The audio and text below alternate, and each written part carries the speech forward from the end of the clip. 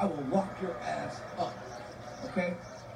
I put someone away about a year ago. His name was Tank. We thought he was bad. Now his name is Tina, Martin. Okay? And Tina's wearing little tankies, Martin. You need to get your shit together or leave it alone. I'll lock your ass up. Okay? Ask Gary Coleman. I said, oh, yeah. I said, you're right. I'll get it together. You're right.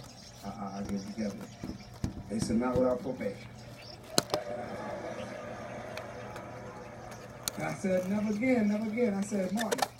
And I asked myself outside of it, I said, how did you go through all that? That's what you have gotten to do in your lifetime. You know what I mean? A lot of people would love to do. And, you know, fortunately, God has blessed you with a gift to make people laugh. You know? And to, you know, and to do some very special things in life. And you come that far to throw it away, and then it hit me. I said, nah. And I didn't want to feel bad for myself. I didn't keep just jump on myself and keep feeling down about myself. I said, nah. But then it hit me, you know what?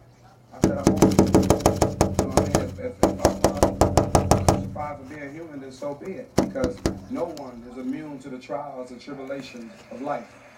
No one. No matter what you do, you are not immune to the trials and tribulations of life.